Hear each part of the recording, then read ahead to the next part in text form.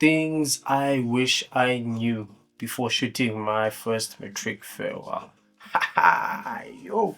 Outside of the technical part of getting the actual shooting of what you're shooting done, there's a lot of admin that goes into, and there's a lot of people skills that you need in order to conduct and shoot a successful farewell shoot.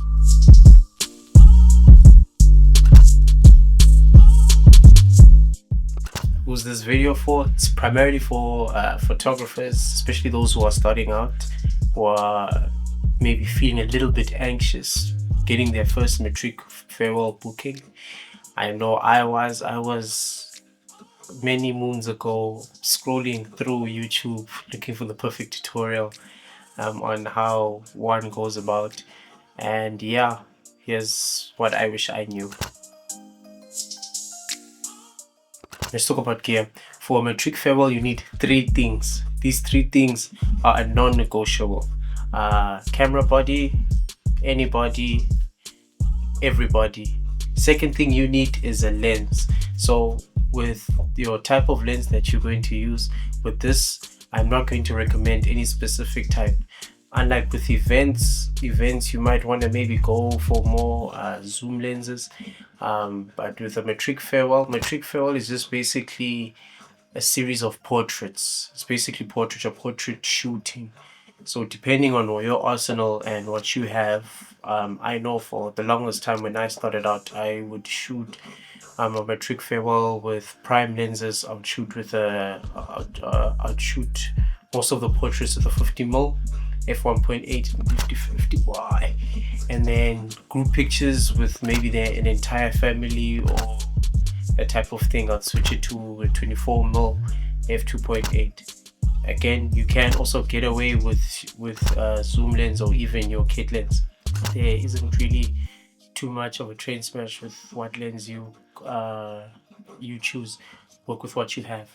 Thirdly, most importantly, you need lighting. Here's the reason why. Matric farewell shoots take place typically within a window of 4 p.m. to 6 p.m. Yeah, 4 to 6 p.m. Now there is the occasional exception. I think one of the latest farewells I actually shot at 2 p.m. Get the shoot, yeah, it was 2 to 3 p.m.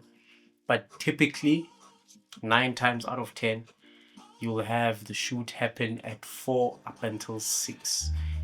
4 o'clock is when almost said the bride, is when the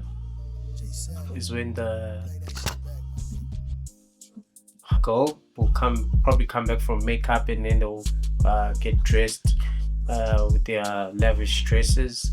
Then you'll have the photo shoot taking place, and then right about 6 o'clock is when they need to leave to make their way through to the entrance. You might be commissioned to shoot that as well, but most of the time, primarily, you'll be just commissioned to photograph the matriculants. So it's typically prime time. And what's the deal with prime time, especially in winter? Yes, in South Africa, most matric farewells are shot in the winter time. So that's anywhere from March, beginning in March, April, May, June, July. Very few matric farewells take place all the way into September.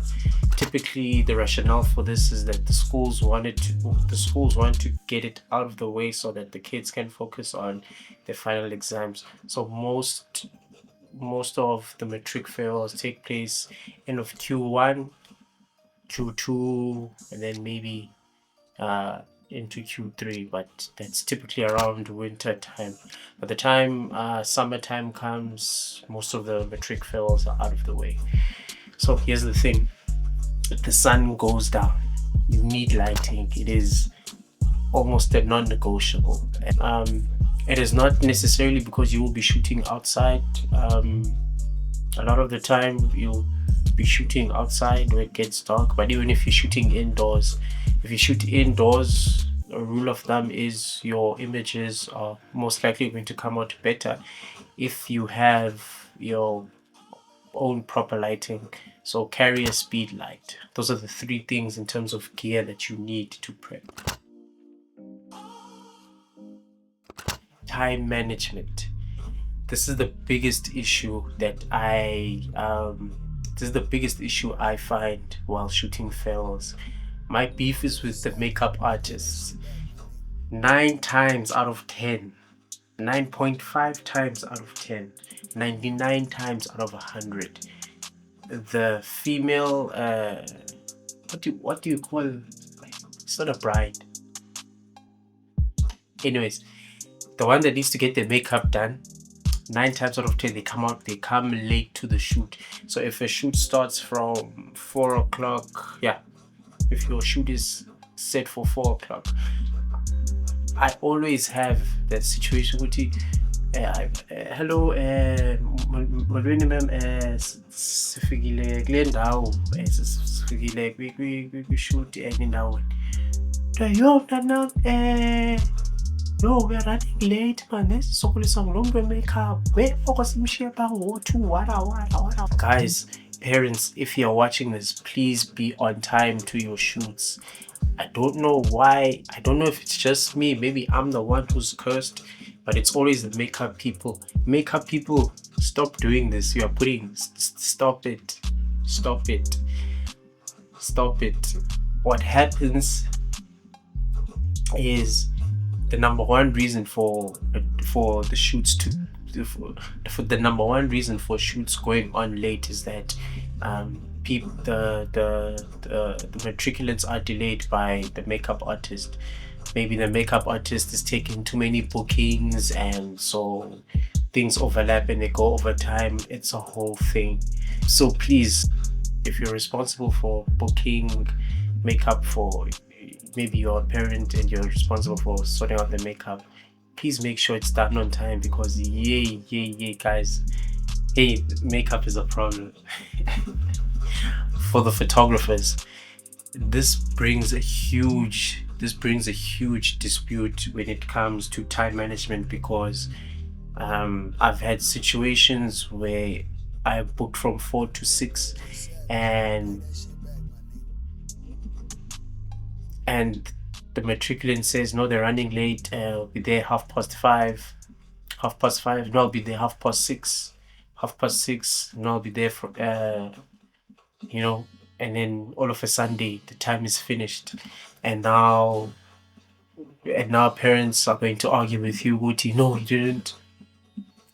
no, you didn't take pictures of us, but at the same time you were late, you missed your slot, that whole thing. So as a photographer, please make sure you protect yourself, make it clear in your terms and conditions, Guti, you are booked for your time. If you reserve a slot from 4 to 6, your time is from 4 to 6. If people go over, and they will go over, if people go over the allocated time, unless you don't have another commitment to get to, penalize people for your time. It's an unfortunate thing where people will take advantage of your kind-heartedness as a photographer. I know if you're a photographer, you're kind-hearted. Of course you're kind-hearted. That's a thing that happens where people take advantage, go to highway 2. African time, you know what it is. No, I do not know what it is. I'm a professional. I'm booked for the time from 4 to 6. You do not book a doctor's appointment, get there late to your doctor's appointment, and then you tell your doctor's appointment, no, it was African time. You miss your slot, you get penalized. So please, photographers, make sure to draw the line and make sure you are set, because time management is my biggest beef when it comes to shooting matric farewells. If you are a parent and you are looking for a photographer, I'm hoping this does not scare you from booking me. Please book me. I do a decent job.